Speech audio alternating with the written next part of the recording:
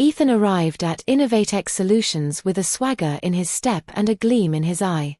Fresh out of university, armed with a top-tier degree and a portfolio of impressive, albeit flashy, projects, he was ready to conquer the tech world. InnovateX was a titan in the industry, known for its groundbreaking innovations and fiercely competitive environment. Ethan saw it as his stage, and he was determined to be the star. From day one, Ethan made his presence known.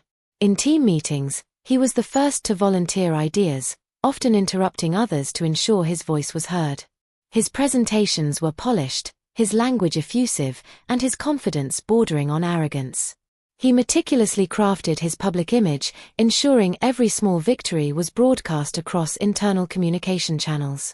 He believed that visibility was paramount, that success wasn't real unless it was seen, applauded, and celebrated. He longed for the spotlight, the recognition, the immediate validation that came with being perceived as a high flyer.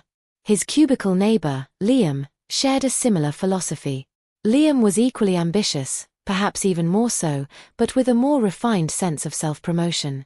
He knew how to network, how to charm, and how to make sure his name was attached to every promising initiative. Together, Ethan and Liam formed an unspoken alliance, pushing each other to outperform and outshine, often at the expense of deeper, more collaborative work. They were the rising stars, or so they believed, destined for rapid ascent. Yet, amidst the bustling energy and the clamor for attention, Ethan couldn't help but notice Sophia. Sophia was a senior architect, a quiet force within the company. She rarely spoke in large meetings, and when she did, her words were precise, impactful, and often delivered with a gentle smile. She didn't boast about her achievements. In fact, Ethan often struggled to pinpoint exactly what she was working on, until he saw the finished product's elegant, robust, and often revolutionary solutions that quietly transformed InnovateX's capabilities. She didn't seek praise, it seemed to gravitate towards her naturally, from those who truly understood the depth of her contributions. Ethan dismissed it as an older generation's approach, perhaps a lack of ambition. "You have to make noise to be heard," he'd often tell Liam. "The quiet ones get left behind." He was about to learn just how profoundly wrong he was. Ethan's initial projects were met with moderate success. He delivered on time, and his presentations were indeed captivating. He received some initial praise from middle management, which only fueled his belief in his strategy. He felt he was on the right track, climbing the ladder with impressive speed. Then came the Aurora project. It was a complex, multi-departmental initiative, critical to InnovateX's next-generation product line. To his surprise, Ethan was assigned to Sophia's subteam, tasked with developing a core, foundational module. He had expected to be leading a high-visibility component, not working in what felt like the engine room of the project. Sophia greeted him with her characteristic calm. "Welcome, Ethan.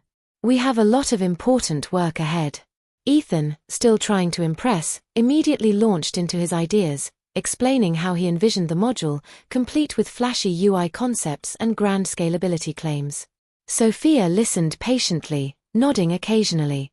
When he finished, she simply said, "Those are interesting ideas, Ethan. But before we build the roof, we must ensure the foundation is unshakable. Let's start with understanding the core requirements, the potential failure points, and the long-term maintainability." Over the next few weeks, Ethan found himself in a different kind of work environment. Sophia didn't demand long hours or constant updates. Instead, she emphasized deep understanding, meticulous planning, and collaborative problem-solving. She encouraged him to ask why 5 times, to anticipate problems, and to prioritize robustness over flash. True innovation, Sophia once told him during a quiet lunch, isn't always about the loudest announcement. Sometimes, it's about the quiet, persistent effort that solves a problem so elegantly, people don't even realize how complex it was. The best solutions often feel obvious in retrospect, because the hard work was done in silence, making them seem effortless. She shared anecdotes from her own career. "I once worked on a system that saved the company millions. No grand launch, no press release. Just a quiet implementation that fixed a critical flaw. The satisfaction came from knowing the impact, not from the applause." Ethan initially struggled with this approach. He felt invisible. His contributions weren't being paraded. He wasn't getting the immediate likes and shares of his internal communications. He saw Liam still making waves, leading flashy initiatives, and getting more visible praise. Doubt gnawed at him. Was Sophia's way too slow? Too understated for the modern, fast-paced world? But as he delved deeper into the Aurora module, under Sophia's patient guidance, he began to see the wisdom. He learned to identify subtle flaws in his initial designs, to appreciate the elegance of a well-structured code, and to find satisfaction in solving complex technical puzzles. He started to understand that true impact came from building something resilient and valuable, not just something attention-grabbing. The Aurora project progressed, but not without its challenges. As anticipated, the sheer scale and complexity began to expose weaknesses in various components. Liam, leading the user-facing interface team, had focused heavily on aesthetics and flashy features, promising an unparalleled user experience. His team had delivered stunning mock-ups and prototypes, earning him significant early accolades. However, as integration began, cracks appeared. Liam's team had overlooked critical back-end dependencies, scalability issues, and robust error handling. Their beautiful interface, without a solid foundation, began to falter under real-world data loads. Bugs emerged, performance lagged, and the project timeline started to slip dangerously. Panic rippled through the project leadership. This was the crucible. While other teams scrambled to patch superficial issues, Sophia's module, the quiet engine room, continued to perform flawlessly. It was stable, efficient, and scalable, exactly as she had meticulously planned.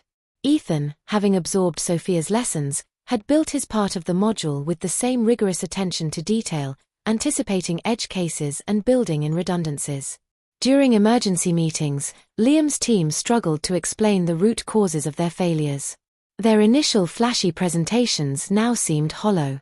In contrast, Sophia, calm and composed, presented a clear, data-driven analysis of the issues. She didn't gloat or criticize, she simply offered solutions, drawing upon the robust foundation her team had built. Our module is designed to handle this load, she explained, pointing to Ethan's contribution. The bottleneck isn't here. We need to reinforce the data pipelines and optimize the API calls. We can leverage existing components from our core library to expedite this. It was a turning point. The project lead, a seasoned veteran named Mr. Chen, listened intently. He had always valued Sophia's quiet competence, but now her approach was proving its worth under immense pressure. Ethan, working tirelessly but without fanfare, became instrumental in the recovery effort. He collaborated with other teams, using the solid framework he and Sophia had built as a stable base. He didn't seek credit, he focused on solving the problems. He found a profound satisfaction in the collaborative effort, in seeing his well-engineered code provide the stability needed to salvage the project.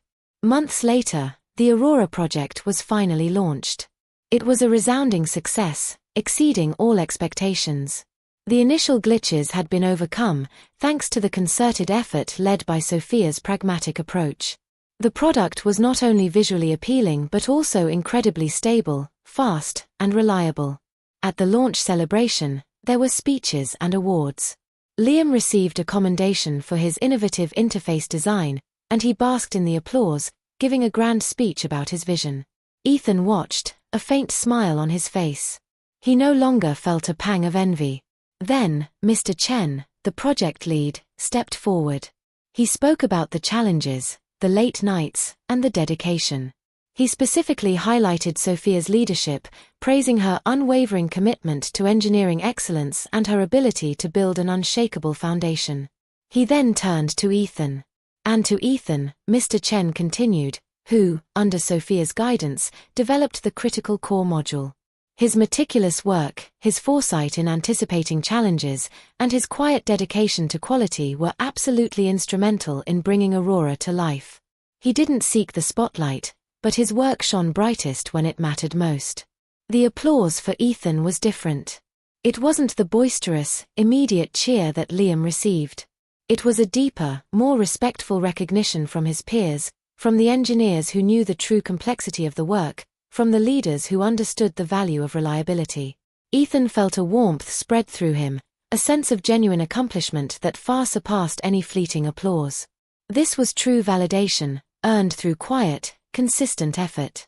From that day forward, Ethan's approach to his career shifted fundamentally. He no longer chased the spotlight. He still worked hard, but his motivation changed. He focused on building things that truly mattered, on solving problems with elegance and efficiency, and on making a genuine impact. He learned to derive satisfaction from the quality of his work itself, rather than from external praise. He became known within InnovateX not for his flashy presentations, but for his reliable code, his insightful contributions, and his collaborative spirit. He became a go-to person for complex challenges, someone who could be trusted to deliver. He found that the deeper respect he earned from his colleagues and superiors was far more fulfilling than any superficial accolades. Years passed. Ethan rose through the ranks, not through self-promotion, but through consistent, quiet excellence. He became a mentor himself, guiding younger engineers with the same wisdom Sophia had imparted to him. He taught them that true success wasn't about the applause you received, but about the impact you made. It wasn't about how loudly you announced your achievements, but about how profoundly your work resonated. Liam, while still successful in his own right, often found himself in a cycle of chasing the next big, visible project, sometimes struggling with the deeper, more foundational work required for sustained success. He continued to seek external validation, often feeling a void when it wasn't immediately forthcoming. Ethan, however, found a quiet contentment. His work spoke for itself. His achievements were recognized not through his own boasting, but through the tangible results they produced and the respect they commanded. He understood that the art of quiet success wasn't about hiding your light, but about letting your light shine through the quality and impact of your contributions, allowing them to speak volumes without a single uttered word of self-praise. It was a success built on substance, integrity, and a deep, abiding satisfaction that echoed long after the applause had faded.